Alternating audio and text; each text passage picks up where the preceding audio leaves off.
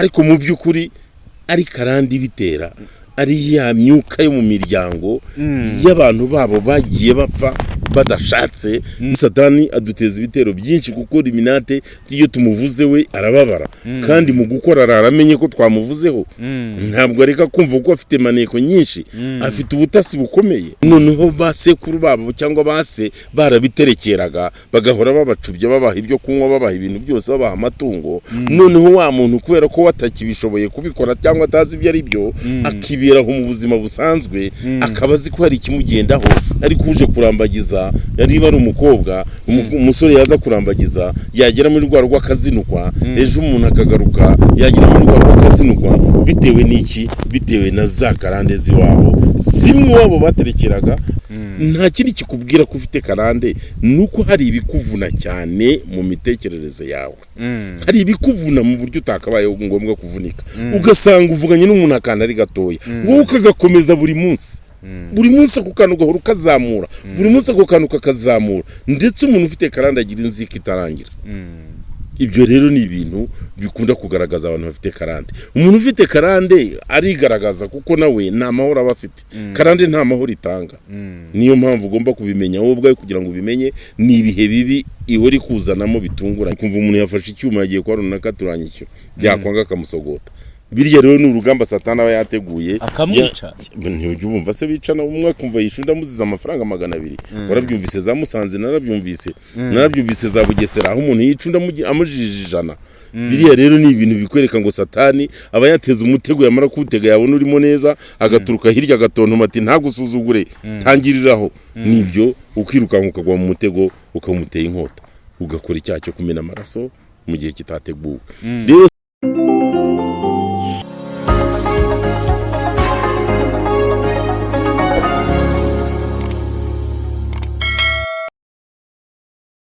reka nongere nkwifurize ibihe byiza aho uri mu bice bigiye bitandukanye byo kwisa. Bari mu Rwanda tubahaye ikaze namwe mudukurikirana mu mpande enye z'isi namwe tubahaye ikaze. Ndi kumwe n'umukozi w'Imana nkuko bisanzwe muramumenyereye akenshi. Muraho neza? murakomeye. Yesu Kristo wane namwe. Amen. Yego mwari mumeze mute? Tumeze neza turaho turashima Imana nubwo intambara zidashira duhora turwana turacyari ku rugamba mu isi kuko umukozi w'Imana Yobu yavuze ngo kuba mu isi no gufata igihe mu ntambara tuba turi ku rugamba ariko turacyarwana neza turashaka kunesha kugira ngo tuzagere amahoro. Yego bose kongera umva rujyamo abasirikare natwe turi abasirikare ba Yesu turi abasirikare ba Kristo. Umuririmbyi we yarabiririmbye mu gitabo cyo mu ndirimbo z'agakiza aravuga ngo turi abasirikare twogejwe mu maraso ngo dukomeze dushyire imbere dushimira uhoraho ariko tumaranisha ngo umubabaro tubwirana ayo magambo niko ijambo ry'Imana ritubwira. No gukangurana rero kuko turi ku rugamba bitabaye ku rugamba impamvu ari ku rugamba nuko duhora turwana n'umwanzi. Bibiliya kandi irabivuga neza ngo ntiturageraho Satani atageze imyambi. Urumva ko tukikuraswa rero niyo mpamvu twabaye abasirikare ku ngufu. Iyo tutagira ibiduhiga ntabwo twakabaye turi ku rugamba ariko kubera ko dufite umwanzi uduhiga kubera ko dufite ibiturwanya bisaba ko tuba abasirikare ku mbaraga. Yego tugomba kuba abasirikare ba Yesu turwanira Yesu turwanira ijambo ry'Imana kandi ubona ko turirwanira ndetse twanari kubitirwa ariko tukarwana kugira ngo turwane turwanisha umwuka iteka ntabwo turwanisha umubiri. Yego uri muri ba bantu bakubitirwa ijambo ry'Imana. Nari kubitirwa burya nanjye byabaye ngombwa kuko ubona ko niyo nganira abantu ntabwo ntinya kubwiza abantu kuri icyo mbona kitagenda neza ndakivuga. Icyo mbona kidasobanutse ndakiganira na bene data nkakibabwira kuko nanjye nzi neza ko iyo utambwiye nakoze ikosa ubumpemukiye. Yego ntabwo ari byiza ko ngusanga kuri mikoro ngo nkubwire ngo erade warwanye nince ku ruhande nkuganirize nkubwire niwanga wenda mbone kuza ahangaha kuko nabanje kubicisha mu nzira nziza ndakubwira nkugira inama wanga kumva ariko niwanze kumva byibura nze hano ntabazi n'inshuti n'abavandimwe nimumfashe kugira ngo runaka tumushobore kuko yaratunaniye. Muri make rero niyo mpamvu duhora ku rugamba, twanemera gukubitirwa ijambo rwose, mbona nzarikubitirwa nanjye, ndabona bisatira gukubitwa kuko riri kuniryohera noneho cyane. Nubwo narivugaho amagambo makeya, nubwo nshobora kuryigisha nta mwanya nkarivugaho gake, ariko mbona riri kuniryohera cyane kuko ndimo ndabona ibimenyetso byaryo, ndaribona cyane mu ibimenyetso. Yesu ndamukunda cyane, ndi kubona ibimenyetso byo gukora kwe, kandi mu byo atubwira mu mayerekwa tugira duhishurira, hari ibyo arimo kugenda asohoza tubireba n'amaso, tukabona ko n'ibindi biri bugufi. Niyo mpamvu duhora twiteguye rero nk'abantu bari mu ntambara. Yego, niko n'ubundi byagakwiye kugenda mu bantu b'isi, turi ku rugamba kandi nawe udukurikiranye uraruzi urugamba uriho. Yego, reka tubanze dusenga Imana. Urakoze Uwiteka Mana Nyiringabo, Mana ya Abrahamu na Isaka na Yakobo, turagushimye kuko uri Imana yacu kandi ukaba Imana y'imbabazi, ukaba Imana y'urukundo. Utugirire neza, utubabarire gukiranirwa kwacu kose kwabayeho mu minsi yose itambutse. Uyu mwanya twinjiyemo uduhe guhumeka umwuka w'ubugingo kandi umwuka mwiza w'abana b'Imana bari muri Kristo Yesu. Duhindura ibyaremwe bishya kuko birakwiriye. Izina ryawe niryubahwe mu izina rya Yesu Kristo. Amen. Amen. Yego, reka ntangire n'ikibazo, ujya uvuga ibintu bikomeye cyane, ndetse harimo ubutumwa ubuhereza abantu Imana iba yaguhishuriye, ndetse n'inama zikomeye. Nta hantu byageze byakugora bitewe n'icyo wavuze? Ntabwo bikunze kubaho cyane, kuko mu butumwa nagiye ntambutsa ntabwo ntaziruye, ntacyo barankorera kibi, nta nicyo ndabona kibi, cyane ko ubutumwa tuvuga hari n'abashishoza bakabona ko ari ukuri, bakabishyira mu nyurabwenge, bakavuga ati bari abantu ibyo bavuga ni ukuri. Ariko bitabujije ko hari n'abatwanga biba biri mu mitima yabo, bakabigumana kuko igihe cyo kubishyira hanze wenda kitaragera. Ariko kugeza uyu munsi nta rugamba rubi ndarwana kubw'ubutumwa navuze, bwaba bukomeye bwaba bworoshye, ndacyafite ihumure. Imana iracyampumurije, Imana iracyandinze, Imana iracyampagazeho, igenda insobanurira ngo bimeze bitya, senga utya. Njye mbona byinshi kambira ngo senga utya, urugamba rurasa gutya ngasenga, nuko bimeze. Nicyo kiza cy'abana b'Imana, tureba iby'abisi batabona, bigatuma tubasha no gukumira n'umwanzi waje gushaka wamukumira agasubirayo ntamenye ikimusubijeyo, ariko ari imbaraga z'Imana isumba byose yari mu ijuru n'isi. Yego, wageze kuba watanga ubutumwa ugira ati Illuminati mu Rwanda irahari. Ntago imbaraga za Illuminati ko numvishe ngo ziba zikomeye cyane, nazo ntizari zakurwana ko wamenye amabanga yazo. Buya zigomba kundwanya, bibaho kandi Satani arwana mu nzira nyinshi, arwana mu nzira nyinshi ku buryo udashobora kubikeka. Ushobora kubona guteje nko kurwara akakaguru, akakataka nk'umaze iminsi ngendera ku kibando, nkagenda ku kibando ariko nkaza ku murimo w'Imana, nkaza nk'uko tukabonana ndi ku kabando, n'ubu ndagafite ahantu nakarambitse. Uwo ni uburasa imyambi agakomeretsa. Ntabwo imigambi Satani yo kurwana n'abana b'Imana azayireka, aragumya akarwana kugira ngo arebe ko byamuhira, akaguteza intambara mu rugo ngo arebe ko wabura amahoro ugasara ukarwana, akaguteza intambara mu bo mukorana ngo arebe ko wagira imiserero mu rugamba ukarwana ukabura tsinzwe, akaguteza gukora ntiwishyurwe, ugashaka umuntu utimpa amafaranga uti ndakennye ati ntayahari, mugahora mwiruka muserera na Satani agutega imitego kugira ngo areko watsirwe ukivumbura ukidondobekanya ugahita ugaragara imbere y'Imana nabi, kuko Satani ahora ameze ngo nk'intare yivuga ishaka kubiconshomera, ahora azerera rero atontoma ngo akange areba abikanga bagwe mu mutego, kuko iyo amaze gutega umutego hariya ahita avumbuka, agahita kwereka ko wibeshye runaka atagomba kukuraramo ideni. Nibwo ujya kubona ukumva umuntu yafashe icyuma yagiye kwa runaka turanyisho, byakwanga akamusogota. Birya rero ni urugamba Satani aba yateguye akamwica. Ntujye ubumva se bicana umwe kumva yishunda muziza amafaranga 200. Warabyumvise za Musanze, narabyumvise za Bugesera aho umuntu yicunda amujije 100. Biriya rero ni ibintu bikwereka ngo Satani aba yateza umutego, yamara kuwutega yabona urimo neza agaturuka hirya agatontoma ati ntagusuzugure, tangiriraho. Nibyo ukirukanka ukagwa mu mutego ukamuteye inkota, ugakora icyaha cyo kumena amaraso mu gihe kitateguwe. Rero Satani aduteza ibitero byinshi kuko Illuminati iyo tumuvuze we arababara, kandi mu gukora aramenye ko twamuvuzeho, ntabwo areka kumva ko afite maneko nyinshi, afite ubutasi bukomeye, ariko ubutasi bwe ntago bwakomera kurenza ubw'umwami w'itiro. Bibiliya tubwira ngo nta gihugu kigeze kibaho cyagize ingenza nk'izitiro, ariko barimbutse batunguwe, bapfa bose batunguwe, yaba umwami n'ingenza na maneko ze zose birarangira.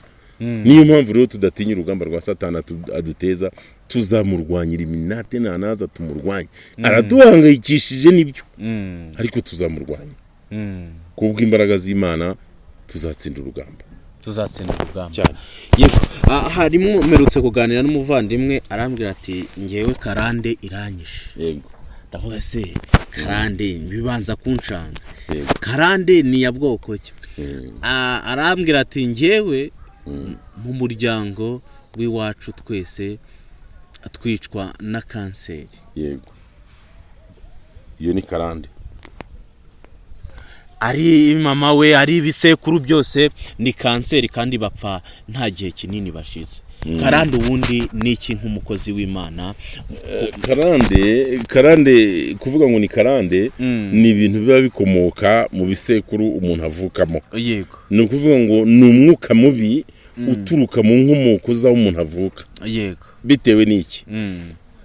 Ni ukuvuga ngo urugero nka sokuruza wanjye. Yego, ubyara sogokuru. Yego, sogokuru akabyara data.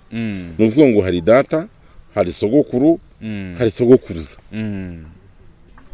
Uyu musogokuruza akaba yari umuntu ukunda kubandwa no guterekera, agahamagara inzimu zose, abazimu bose, ugasanga igihe cyose arabatereka, arabengera inzoga, arabengera ibyo kunywa, arababwiye ati mujye muba maso, mwinjire mu muryango wanjye, dore ni murebe kanaka, dore ni murebe kanaka, dore ni murebe kanaka. Kubera ko guterekera byarakorwaga, kandi harimo n'abakibikora uyu munsi, kandi byarakorwaga bikagera ku ntego. Kubera ko niho bagenda bagashika abashitsi b'abarozi, bari abapfumu bahamagarira abazimu. Niho wabonye na Samweli bigeze kumuhamagara, wigeze ubyumva umuntu w'Imana bamuhamagara, Sawuli ajya kumubaza ko gahunda imeze, amubwira ati ibintu ko byanshobeye nimunshakire Samweli ndebe uko byagenda. Ajya gushika nde? Samweli. Nuvuye rero ngo umuzimu, umuntu wapfuye ashobora guhamagarwa n'abasigaye ku isi bitewe n'imbaraga yakoresheje, bitewe n'uburyo yaterekereye, bitewe n'uburyo yinjiye muri ibyo bintu, bikaba ariyo karande ye, ariko kokoke. Ntabwo nzi inkomoko neza uko wabitangiye bwa mbere ku isi yabizanye, ariko nzi neza mu byo naje nsanga ko ari abantu batunzwe no guterekera. Igihe cyose ukabona bazi ihene, ahamagaye imiryango, akazi iyo miryango yose ikarya kuri ya hene, akenga ikigage, icyo kigage kikanywebwaho n'imiryango yose, ukajya kubona muri iyo minsi yapfuye nk'umuntu muri famiye yabo. Bishatse kuvuga ngo ubwo biba byabasabye igitambo kugira ngo bibahe amahoro. Muri iyo minsi ukajya kumva ngo imodoka ya runaka yagendaga mu muhanda ihagaze ku muhanda nta n'uyitwitse, bakajya kubona bakabona aho yarayiparitse iragurumanya irakongotse. Iyo ni karande. Bitewe n'iki? Karande nayo ni ingabo z'ikuzimu ziba zishaka kwihesha icyubahiro. Nk'uko tujya twumva Imana yacu ihesha icyubahiro, ikaturwanira tugatsinda, ikaduha umugisha, ikadukiza uburwayi, ikadukiza imyuka mibi yaduteye, niko na karande ziba zishaka kwihesha icyubahiro, kuko ikizitunga ni amaraso y'abantu, ikizitunga ni ugusahura abantu zirimbura, kuko ni abakozi ba Satani. Karande ni abadayimoni. Karande rero ubwo zimutera nta kindi zigamije, ni ukumurangiza. Ni ukuvuga ngo ni abazimu biwabo babamutera. Nk'abo bazimu rero bazamuwe nande? Bazamuwe n'ibisekuru byabo byabaterekeraga. Ushobora gusanga izo atari na kanseri, kuko abaganga iyo bapima bakabona indwara uko imunga, bashobora kuvuga bati ni kanseri irimo kumunga uyu muntu, ariko mu by'ukuri ari nyabingi borora. Izo rero nizo za karande. Ugasanga iwabo batunze nyabingi, baraziciririye, barazifite. Nyabingi kazi kamuteramo, ukajya kubona ukuntu iramuvunnye, yavunika igisebe aho avunikiye, bakahungaho kugira ngo hakire, hakabora. Hamara kubura kwa muganga bati ni kanseri, ejo bagakata, bakavanaho inyama agakomeza, ejo ukajya kubona ukuntu arapfuye. Karande rero ububi bwazo, iyo nyabingi iyo yishe umuntu mu muryango, akenshi hatabayeho imbaraga z'Imana, ihita iva muri uwo muntu wapfuye ifata undi muzima. Niyo mpamvu ubona abantu bagenda bapfa urusorongo. Nyabingi ishobora kwica umuntu mu rugo, rw'abantu 20 hatabamo ababivumbura ngo basenge bakizwe neza ikazabataka bose ikabica bose ikabarangiza ibajyana gahoro ntabwo ibica umunsi ngo buke yica undi ibijyana gakeya ikabibagiza igahitana undi muntu ikongera ikabijyana gakeya ikabibagiza igahitana undi muntu karande rero nuko zimeze ubwo ugasanga umuntu arwaye kanseri ariko atari kanseri igaragara ko muteri mu bigaragara bapima barabona kanseri ariko mu buryo bw'umwuka ni daimoni ya nyabingi irimo kumurya n'abazimu barimo kumumunga bamuteza ububori bati kanseri iramwishe bugacya n'undi kamufata ikamwica uwo muntu rero karandi imereye nabi nta kindi kintu asabwa nukuzura imbaraga z'Imana nukwihana akuzura imbaraga y'Imana agasenga akirukana iyo karandi yego turaza wenda kuba twakigamo uburyo twajya dusenga kugira ngo twirukane iyo karande kandi turi kumwe n'umukozi w'Imana n'ubundi usanzwe ubimenyereye cyane kugira ngo n'abandi wenda baba bafite izo karande ariko batabizi yego bahishurirwa n'iyo karande hari abantu bashobora kuba bagira karande batabizi yego barazigira ntibabimenye karandi kabaho mu muryango igateza umuntu kubaho ikaba yamuteza kubaho ntashake ntashake na rimwe abo bantu barahari abo bantu babaho bidaturutse ko ari ubushake bwe we muri wowe yumva ari we akumva kuba atarashaka ari ukubenga bisanzwe ariko mu by'ukuri ari karandi bitera ari ya myuka yo mu miryango y'abantu babo bagiye bapfa badashatse noneho basekuru babo cyangwa base barabiterekeraga bagahora babacubye babaha ibyo kunywa babaha ibintu byose babaha amatungo noneho wa muntu kubera ko watakibishoboye kubikora cyangwa atazi ibyo ari byo akiberaho mu buzima busanzwe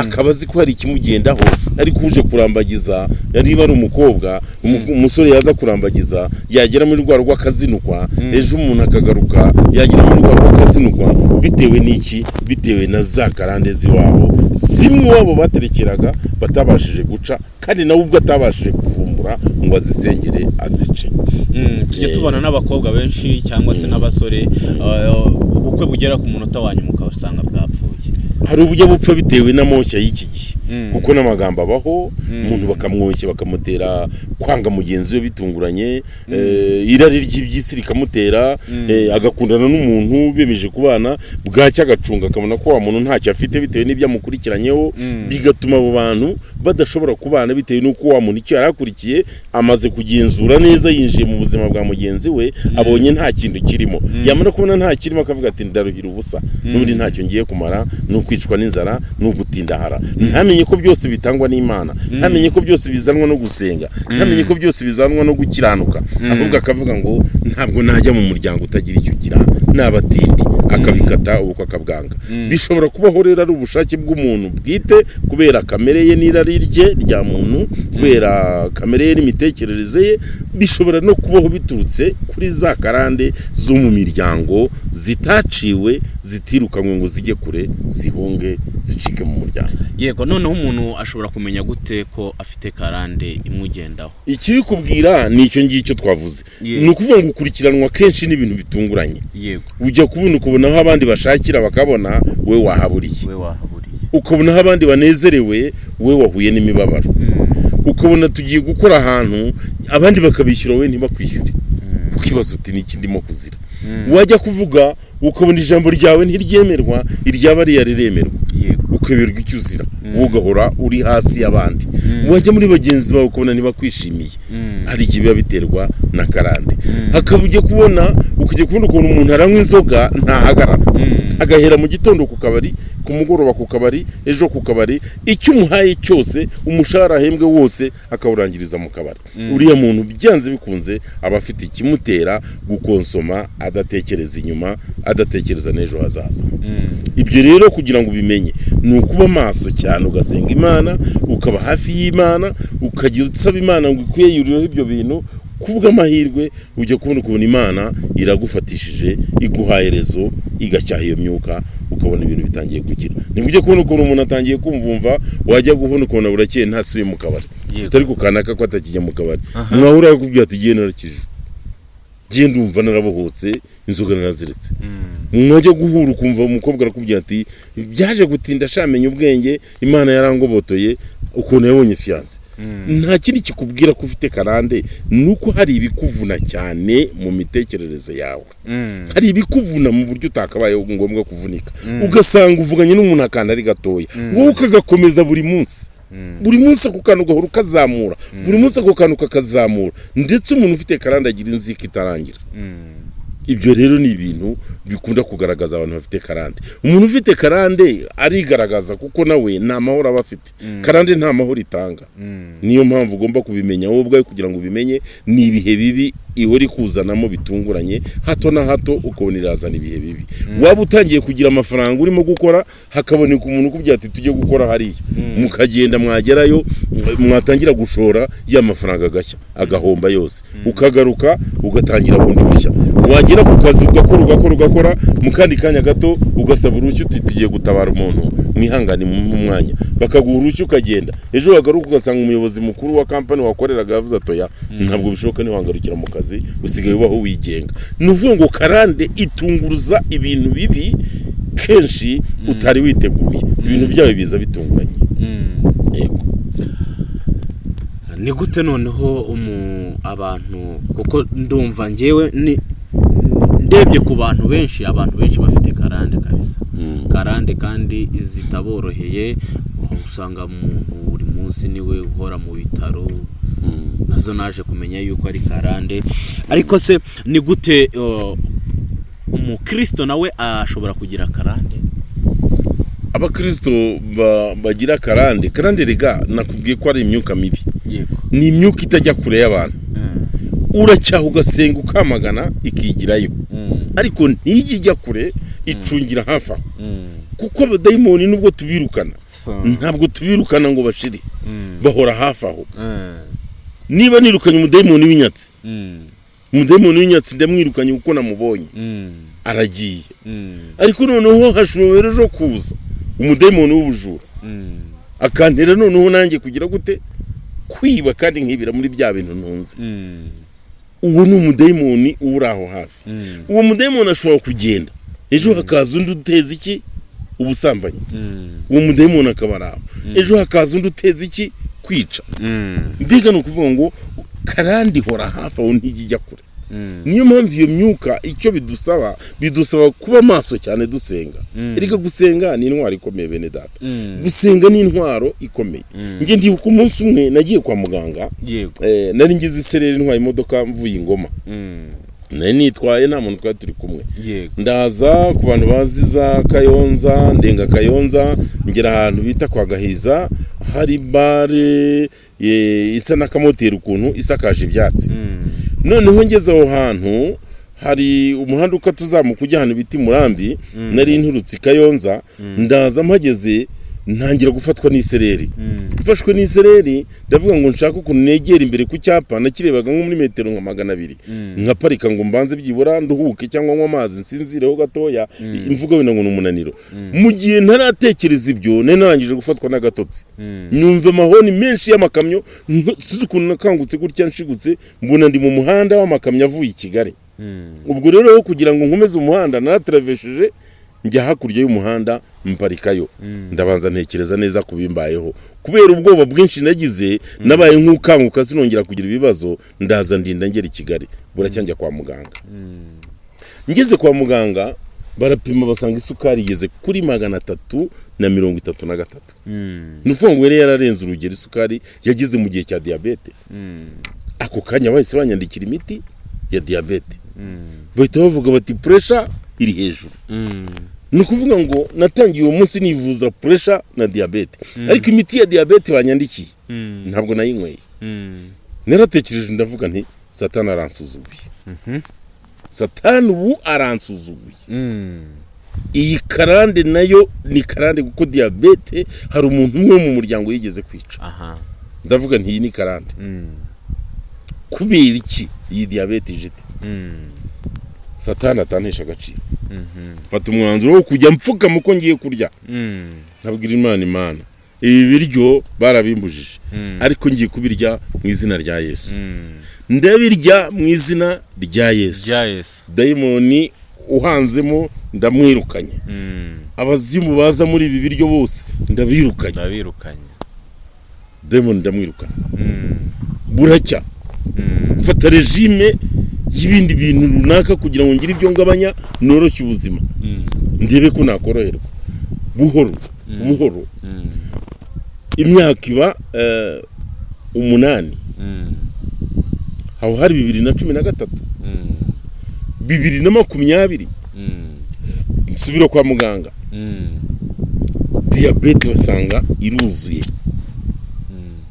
isukari yageze muri za 378 banyandikira indi miti ndavuga nti imiti ngiye kubaza barambya ngo ni 54 ndavuga nti rero wa mana uranzi ntabwo akazi nkora kazajya kampa imiti ya buri kanya yenda gutya kandi mu byo wampamagariye wambwiye ko ntazicwa n'indwara izo arizo zose kandi mu byo wampamagaye umbwira ko n'indwara z'ibyorezo uzikiza yego kandi wanyijeje ko ntazicwa n'indwara y'icyorezo iyo ari yo yose kuva uyu munsi rero diabete ndayirukanye mu izina rya Yesu nikomereza ubuzima byabaye aho haciye mu ndi mwaka nsubira kwa muganga isukari mbona igeze ku 189 hacamo indi myaka 2 nsubira kwa muganga isukari nsangire ku 189 ariko uko mfukamye n'ijoro ngiye kuryama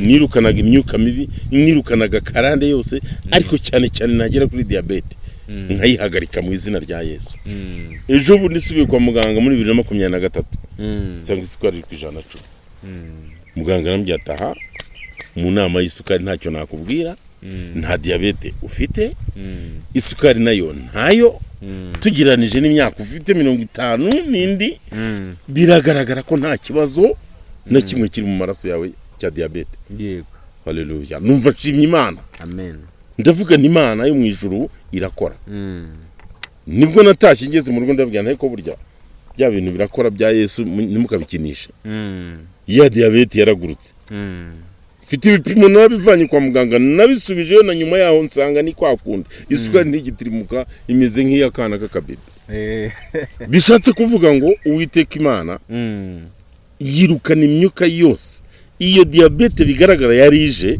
mpamya nashidikanya nkuko nizeye ko yari karande wakagushuka umudayimoni akakwereka ko ari indwara y'umwijima akakwereka ko ari indwara ya diabete ariko mu by'ukuri ari ukumunga yangiza ubuzima bwawe buri munsi icyo gihe rero nafashe umwanzuro wo gusenga ngiye kubona mbona diabete irahagaze nyishatse kuri cyo ndayibura maze kuyibura inshuro 2 ndahamya nashidikanya ko nazatezuka ndagumya gusenga ndwanya imyuka mibi karande rero ni ikintu kibi iduteza byinshi harimo nabiteza guheta mu mugongo bakavuga ngo ni rubaga impande yego na za rubaga impande zibaho ariko karande zikora ibintu byinshi kandi kikubwira ko zifite n'ibimenyetso by'ibibazo ntabwo karande zana umugisha mu muryango ntabwo karande zana umugisha ku buzima bwawe ntabwo karande yatuma urugo rwawe rugira amahoro ahubwo ihorizana ibibazo niyo urugo rugize amahoro rukagira imigisha karande buri munsi ihorize shaka kunyaga itwara ibiri mu rugo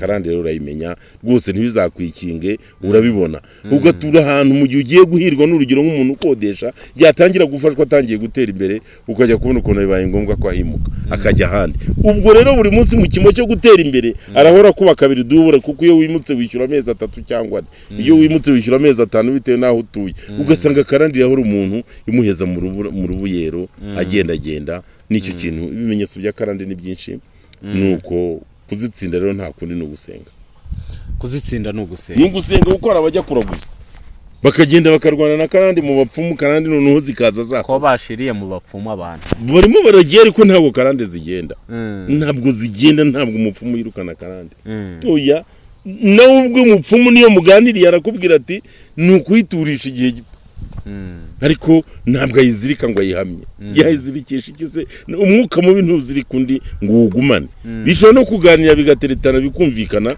umwuka ukarekura undi niyo mpamvu karande idakeneye kujya mu mapfumu nibyo abakatolika burya bajya bakunda kuvuga ngo ni icyaha cy'inkomoko nicyo ngo tuba tugomba gukizwa ngiye mbona biriya bintu bituruka inyuma by'inkomoko bya kera aho dukomoka naho duturuka ugasanga wavuye mu muryango w'abanyamahane nawe ukaba umunyamahane ukabihorana ikaba ari kamere yawe ugasanga wavuye mu muryango w'abasambanyi nawe ugasanga ari we dogiteri wabo ugasanga wavuye mu muryango w'abajura ugasanga nawe uri umujura ntushaka kubireka birya nta handi bikomoka bene data batwumva ni karande ziba zagukurikiranye zivanwaho n'iki ni amaraso ya Yesu yonyine amaraso Yesu agera kuri karandera akayirukankana umuntu akanezerwa cyane harimo abantu baba bafite rero imbaraga nkeya zo kuba basenga wabagiriye inama uyo nta nama wagira umuntu ugira imbaraga nkeya zo gusenga ahubwo nibiyongeremo imbaraga nibakora iyo bwabaga bashyiremo imbaraga basenga cyane ko no mu Rwanda ubu dufite karande nyinshi zirimo kuzamurwa n'abapfumu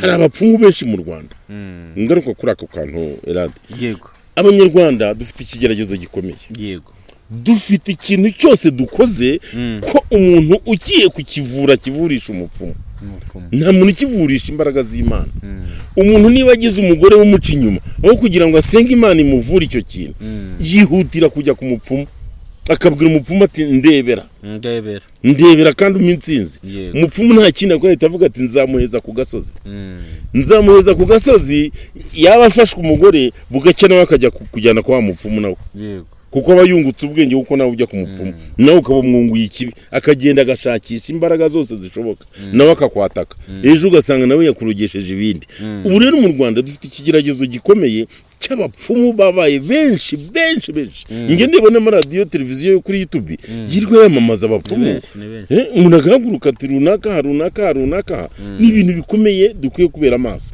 rero ibyo bintu birimo gutuma karande ziba nyinshi kuko iyi myuka mibi irimo kuzikurwa n'abapfumu benshi bakorera ino hari abanyamwuka nge mbona bavuga bati turica abapfumu bahondanya amabuye bagira bate ariko abapfumu barimo kugira imbaraga nyinshi cyane mu gihugu cyacu kubera ko abantu barimo gusubira inyuma cyane ntabwo abantu barimo gushaka Imana kuko igihugu gishaka Imana cyane abapfumu baragabanuka ariko igihugu gishaka abapfumu cyane nicyo cyongera abapfumu kona nibo babaye benshi Imana rero ikwiye kudufasha tugasobanukirwa bari abantu ndabazi bari abantu barankozi barampemukiye ndabazi abapfumu ntabwo ari abantu beza iyo umuntu akujyanye muri ibyo abaguhemukiye yego nanjye hari umuvandimwe ejo bundi uherutse kumbwira ati namaze kujya mu bapfumu ngira inama ndabigenza nte umupfumu yanyatse amafaranga ntafite namuhaye amafoto y'umurwayi wanjye muhana yanjye wari ugiye kumwishingira none yanyatse amafaranga ndayabura arambwira ngo nanjye agiye kumpemukira